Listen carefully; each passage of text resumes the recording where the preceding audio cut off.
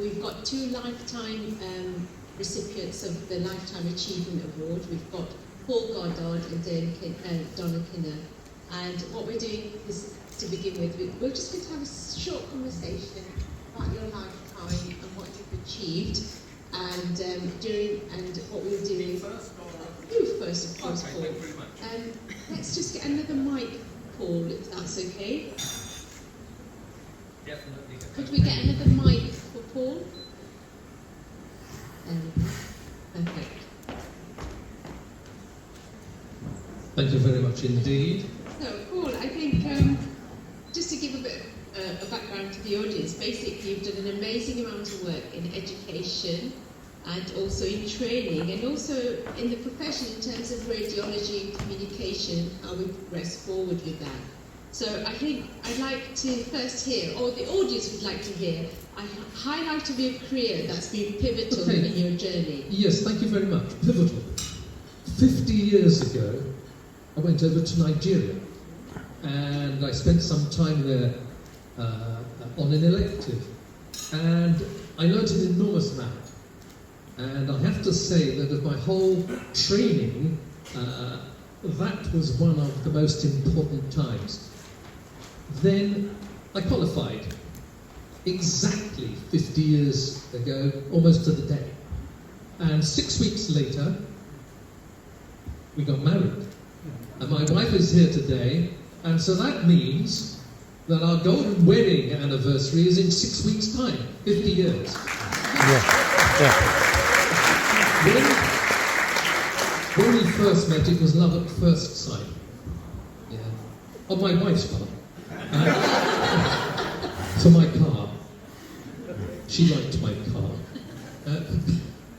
So I qualified and worked in London in the teaching hospitals, and in 1977 I had come to the conclusion that the major advances in medicine were in radiology at the time. Computed tomography had just been invented by Godfrey Hansfield, and I wanted to get into that. I wanted to do computed tomography. Also, ultrasound was starting to be used. And I was very lucky in obtaining a post down in Bristol, where they had a body scanner and a head scanner. And that was the only training program in the country that had that access. And it was, the training was under a very famous professor, Professor Sir Howard Middlemis, who is, he died in 1981, but he was famous around the world. He set up radiology units all over the world, And I was in his department. And I asked him, could I do, as well as doing my radiology training, could I do an MD? And he said yes. And the MD was in computed tomography of the chest. Now, everybody here who's medical knows that everybody uses computed tomography of the chest. I mean, it's obviously the best way of looking at the lung fields. Well, no, they didn't know that then, I can assure you. And there was some resistance to this, but I did my MD in this.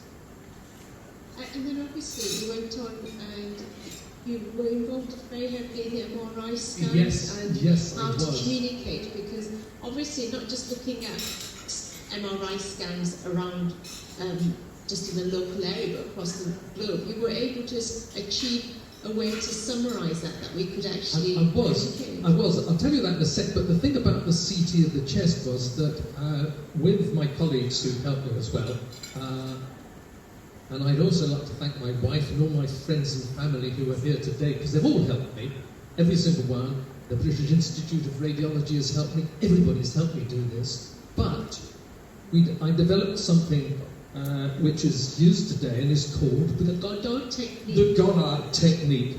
They think I'm dead. This is actually true, they do think. Because there's no... They only use eponymous things for people who are dead, don't they? And so I've managed to convince them I'm dead. The Goddard technique, if you were to look on the internet and look, Goddard technique or Goddard score, for emphysema, you'll find it coming up all the time. So, MRI. Well, I was promised when I got my consultant post that there was money for MRI. But there wasn't. They were lying. There was no money for MRI, so I had to raise the money. And in the mid-1980s, my wife and myself and my friends and family and everybody helped me raise £4.25 million for the NHS. We didn't do it. Thank you. We didn't do it by walking up and down the garden. No. We did it by playing with my jazz band. And my jazz band was originally called the Paul Goddard Trio because there were four of us. Typical sort of silly jazz joke, you see. And but we changed the name to Dr. Jazz, went on television, radio. We were on radio at least once a week, on television at least once a month. Our poor kids had to come to all the gigs and have become themselves brilliant musicians.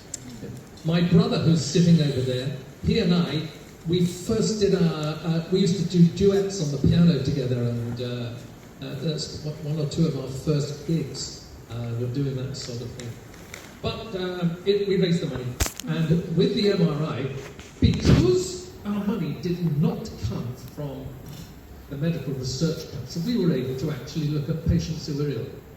Yeah. Medical Research Council money was, you'd have to do one particular thing, like the failed back syndrome or something like that. No, we looked at a whole range of conditions, and we also discovered that the way that MRI was reported was wrong. Because the physicists were in charge and they did not understand the anatomy, they did not understand the pathology, all they understood was the physics. Luckily, I was brilliant at physics, I just tell you that because it's true. And so I understood the physics and I understood the pathology. And I changed the way it was reported. I created a wall chart, and from that, a company came to me called Shearing. Now, Shearing were a big company in those days in contrast medium. They said, can we take your wall chart and send it around the world? And they did. They sent it to all of the MRI units in the world, 2,000 at the time, and overnight everybody changed the way they were reporting. And you sacked a lot of physicists. I'm afraid I upset the physicists. I couldn't work out why initially, till one professor said to me, well, Paul, you have completely spoilt their gaff. You have spoilt their fun. Because they were in charge of all these units, and now they weren't. And they were being used for clinical work. And that really wasn't what they wanted. But it was a very good way, because it provided communication, provided the right way to report the patients, and putting the patient at the centre. It is a wonderful technique, and it's being used all over the world now for all sorts of things. And we were some of the very first to use it clinically.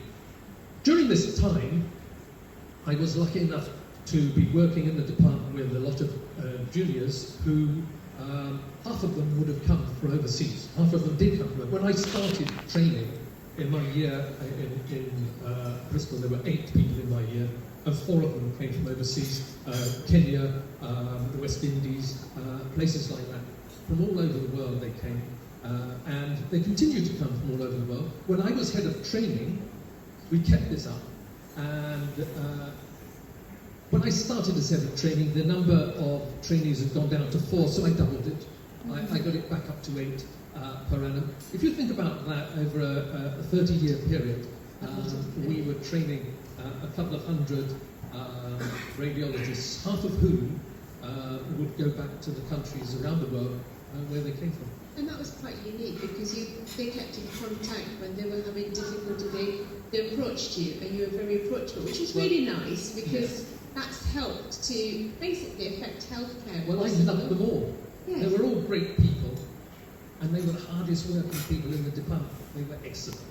And yes, we kept in contact, and it was one of the overseas doctors who put me forward for a reward. And he now is a consultant, and he also works in Bristol.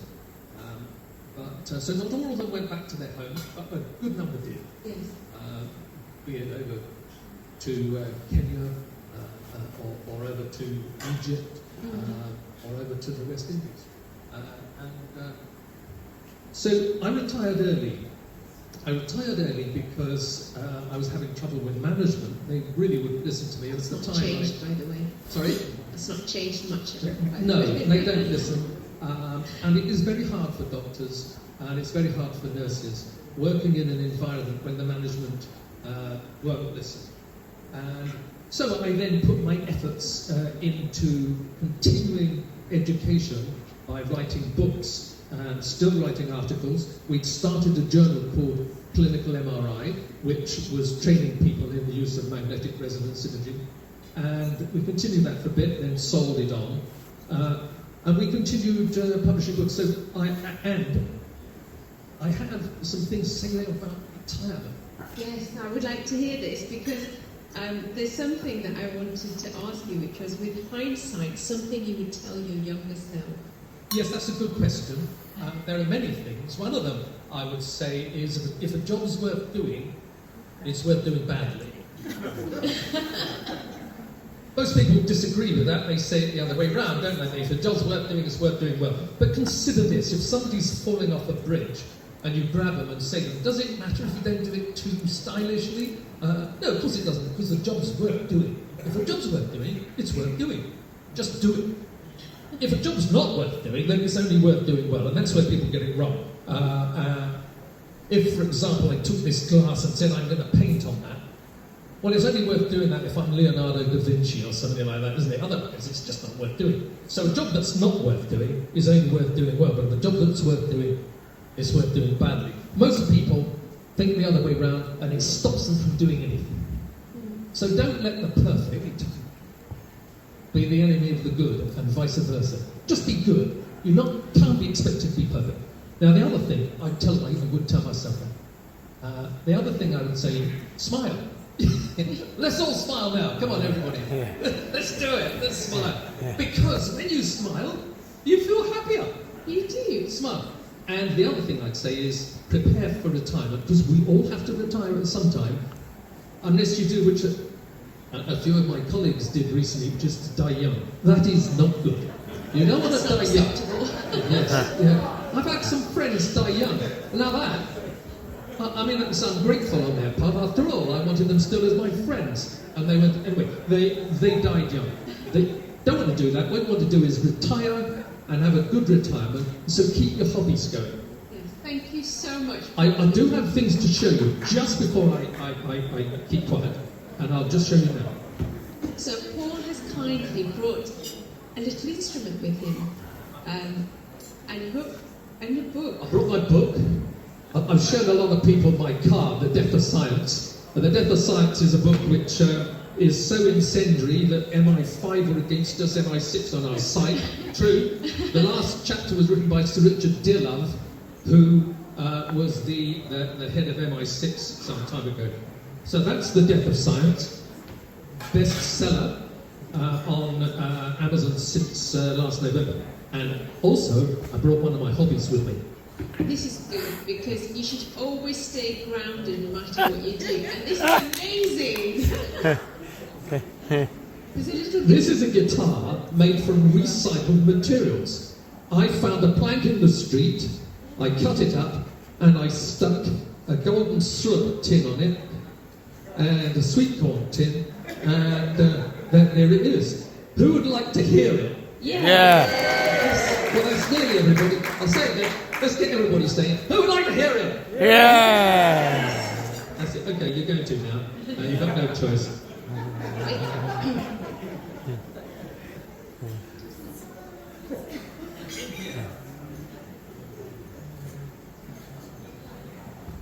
There's an amplifier as well. By the way, this is fully recycled material. We're all into the environment and looking after the world. This, I think, is how guitars should be made.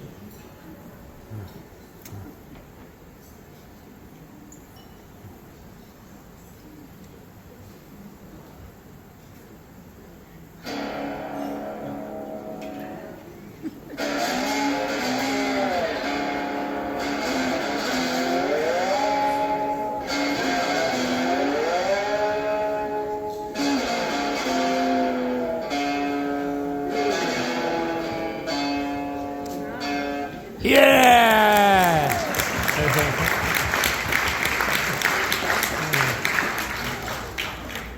Thank you so much, Paul, and I think that's a wonderful way to have a closure of what retirement should be about, and it's so nice, and I'm so grateful for you to bring this along, and I know we talked about it. Thank you so much. Thank you. Let's give a round of applause, Paul. Yeah!